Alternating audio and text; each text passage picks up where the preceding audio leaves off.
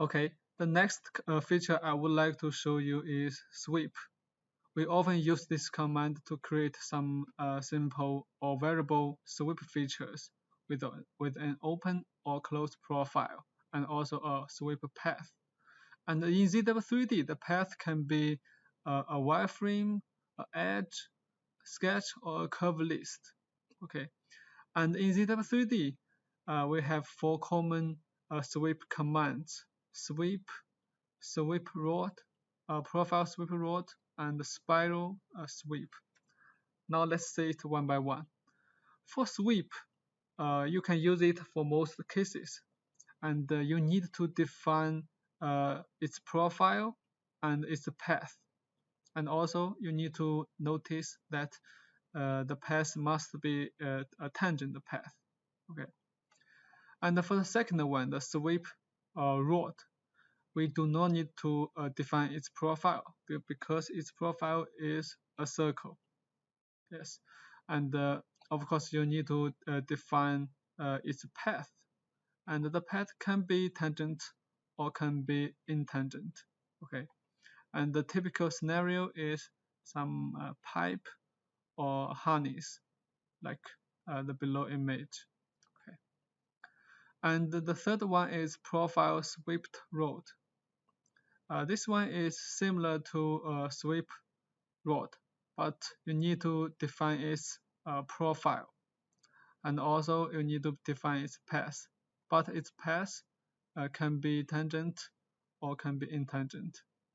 Okay, and the typical scenario is about some steel profiles, like below you can see some welded steel profiles. Okay, and for the last one is spiral sweep. This one is normally used for some solid thread, and this one is different with the sweep rod. Actually, it's on the contrary, because we need to define its profile, but we do not need to define its path, because its path is like rotated along the cylinder face. Okay, so we do not need to define its path. And for sweep, there are some advanced options, like the frame of the result and also the Z and X axis of the result. Here I have two cases to show you. So for the first case, you can see we have a profile here and we have a path here. And the profile the path is not at the same frame, right? They are separated. So you can see here I show you three results here. So based on different frame settings, like the first one is default frame, the second one is at intersection, and the third one is along the path. Okay, and then later I'll show you detail in ZW3D. Okay, and for case 2, you can see we have a profile like this, and we have a path like this. And if by default you can see the x-axis of the result will be minimum twist. Here you can see the result. Some geometry even buried in the cylinder face, right? This is not what we want. So we can change the x-axis to face normal, and the face will be the cylinder face of the bolt. Okay, and the result will be like this. This is exactly what we want, right? Okay. So now let's move over to ZW3D to show you more details. Okay, here we have got a case. We got a profile and a path. And here you can see the profile and the path is separated. And also you can see the start point of the path is not located in the profile plane. Okay, here we'll use this case to show the sweep feature. Okay, here we click on sweep. And here you can see the required input is profile and the path. Okay, first we select a profile and then we select the path. Okay. And now you can see the preview. And as I said before, there are some orientation settings. First, let me show you the frame settings. Basically saying the position of the sweep shape is controlled by the frame settings. So let's take two of them as an example to show you. The first one is also the default one, is at intersection. Okay, let's rotate it a little bit. Okay. For the default setting, which is at intersection, you can take it as moving the path to the centroid of the profile and then do the sweep. So this can cover most cases. Okay, now let's see another. It's the first one, default frame. Okay, we change it. And here you can see for the default frame, the sweep shape will follow the sweep path, which means it will be built at the start point and the end point of the path. Okay, that's the difference. And there are more settings like add path, along path, and you can select it a frame. Okay, here we just use the default setting at intersection. Okay, we click OK to get the result. Okay, this is the result. Okay, although we have so many frame settings, we still recommend you to move the path and the profile together. For example, we can make the profile and the path as below. Okay. Then if you do it again, you will see profile path.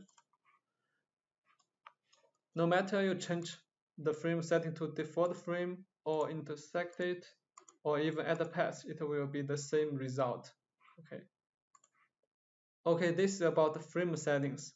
And there are more orientation settings. Let's redefine the sweep feature. Okay. Next, I'll show you the z-axis and x-axis settings. You may notice that there are so many virtual frames when doing the sweep features. And there is a virtual profile located on the XY plane of the frame. Okay. And for sweep command, the basic logic is matching and fitting all the profiles and then get the result. So the z-axis and the x-axis will decide the orientation of the virtual frame and the profile on it. Then the sweep shape will be controlled according to the settings. Okay, first let's see the z-axis settings. We use this option to control the z-axis of the frame. And by default, it's tangent to the path. You can see it will always tangent to the path. And now let's see the drop-down list. And there are more settings. The second one is tangent to a curve. Okay, here we use a curve. Okay, here you can see we get a curve here. Okay, now we use the sweep again. Okay, and then we change the z-axis to tangent to the selected curve. Now you can see actually the shape is changed. And then you can see the z direction will be tangent to the new curve. Okay. And the third setting is a fixed direction.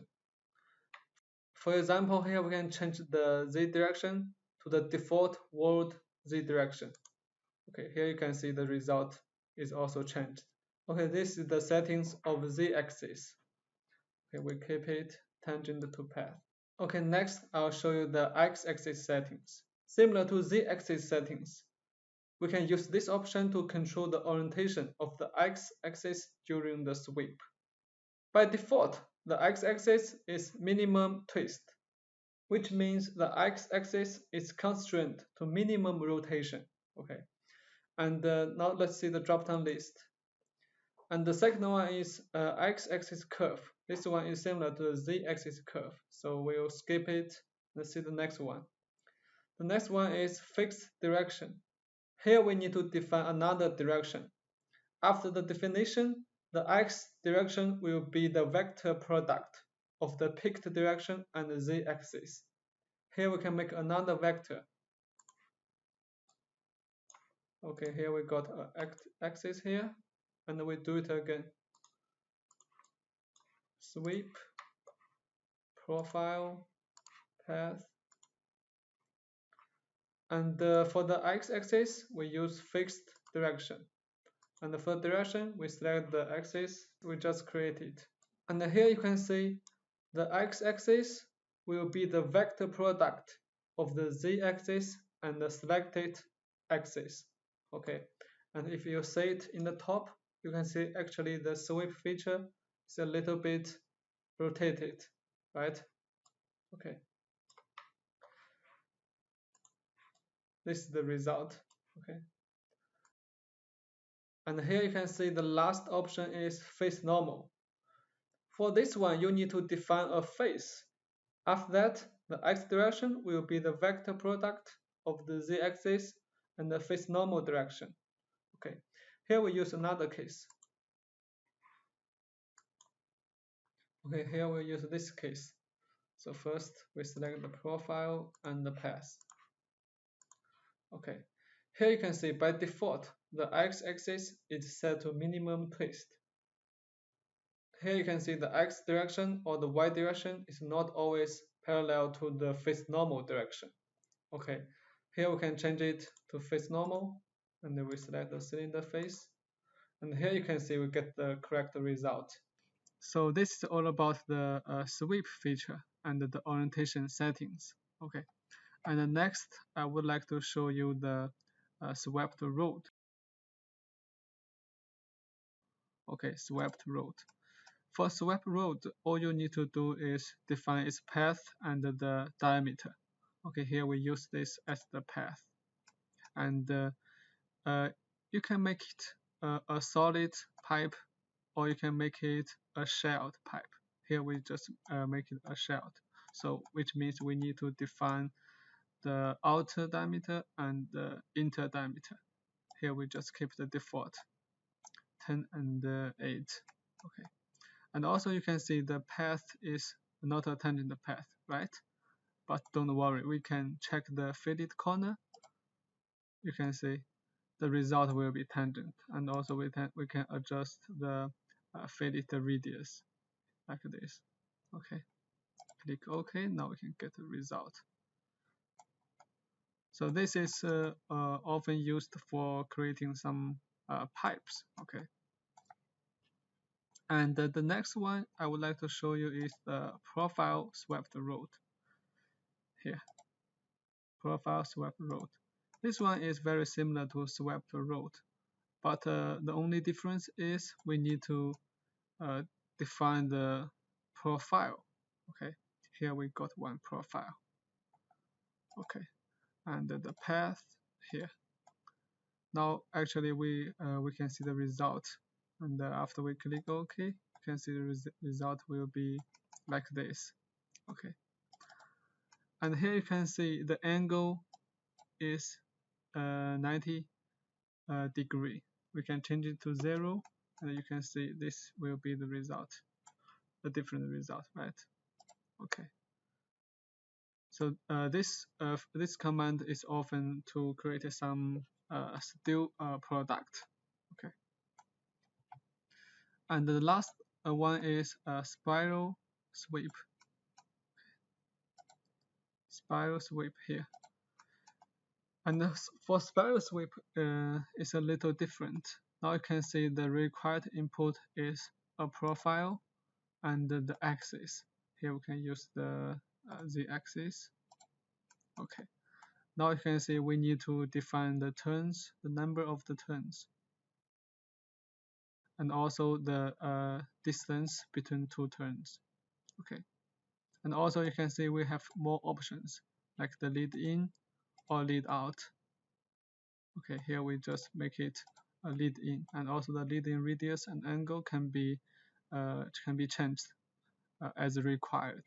Okay, and for the offset settings, actually it's similar to the extrude, so we will not repeat it. And also we have one more option. It's about the revolve direction. It can be clockwise or anti-clockwise. Okay, and we click OK, and we get a result like this. So as you can see, this command is proper to create the solid thread. Okay.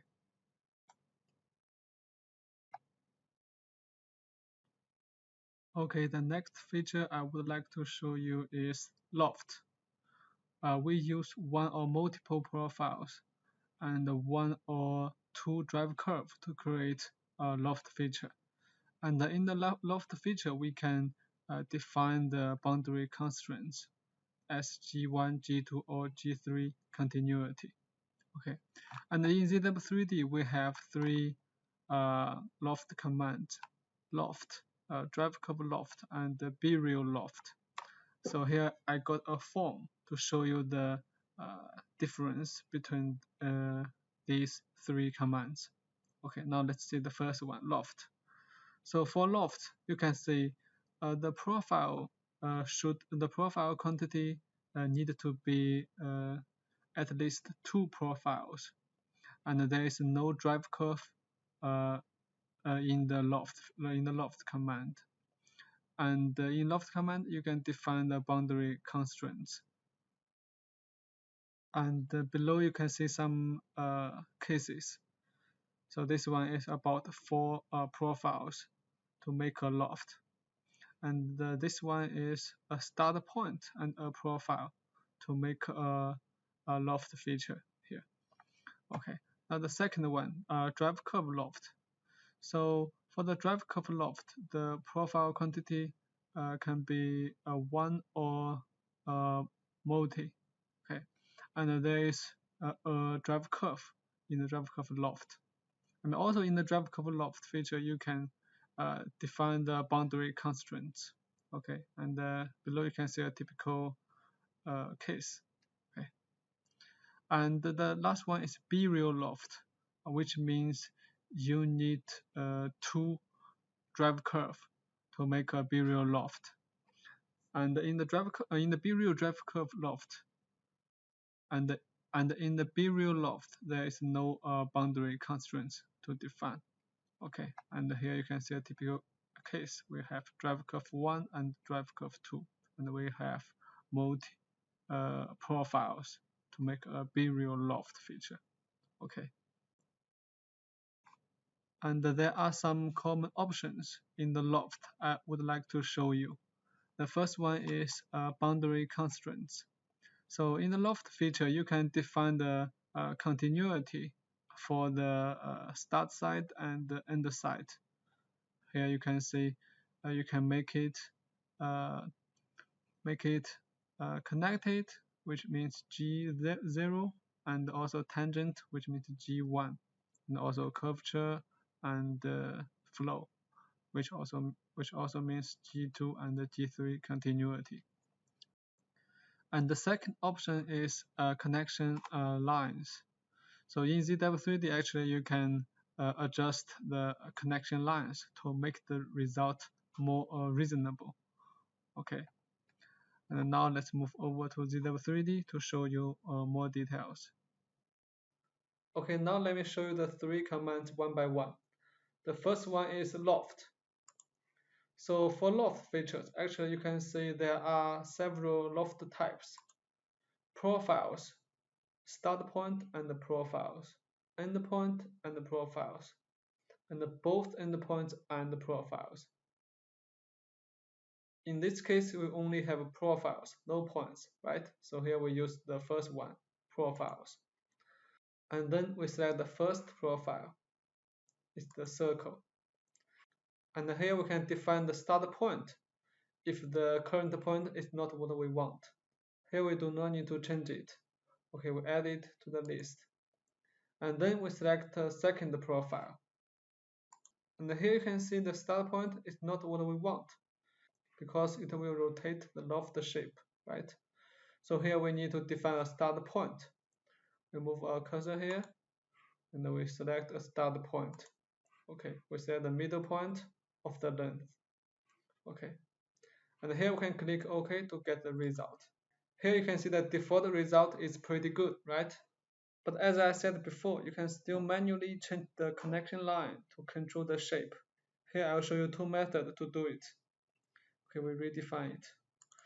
The first method is you can change the start point for the profiles. For example, here we change the start point for the rectangle. Okay, we delete the original one and we repick. For example, here we pick the corner point of the rectangle. Okay, now we can click OK to get a new result. Okay, this is the first method. And then the second method is we can modify the connection line directly. Okay, we redefine it. And here you can see connection line option. Okay, so step one, we need to generate the auto connection line. Okay, now you can see there are 4 connection line here. 1, 2, 3, 4. And here you can see for one connection line, there are 2 points inside. So if we want to modify the connection line, we need to modify the point. Okay, here we unpick the last point and we select another point. And here you can see the connection line is changed. And actually we do not need to change the point for every connection line. We just click again. And here you can see it will generate the other 3 connection line automatically. Okay, here we can click OK to get the result. Okay, this is the new result. Okay. Okay, this is the loft for profiles.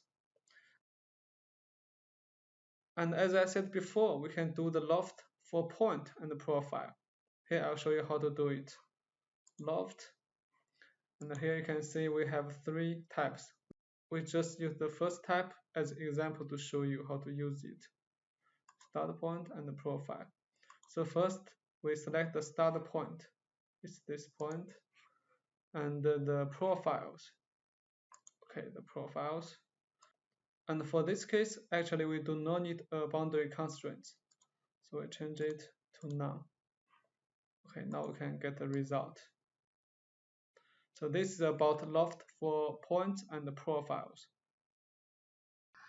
And I'll use another case to show you the boundary constraints.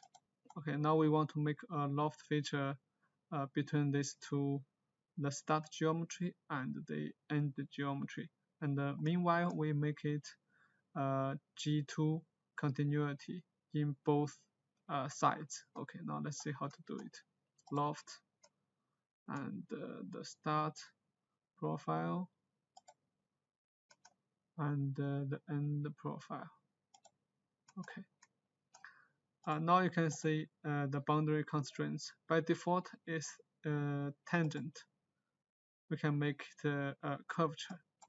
Now you can see it's smoother in both sides, right? It's more smoother. Okay, and even we can make it flow. It's much more smoother than the tangent. Okay. Okay, we make it a curvature, which is G2, and we click OK. Now you can see the result.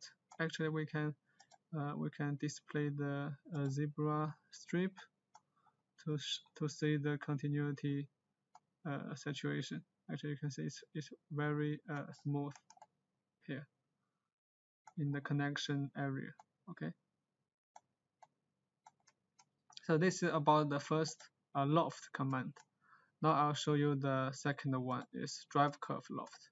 Okay, the biggest difference between them is in the drive curve loft we have a drive curve to control the loft shape.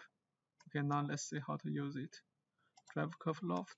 First we define the drive curve. Okay, and then we define the profiles.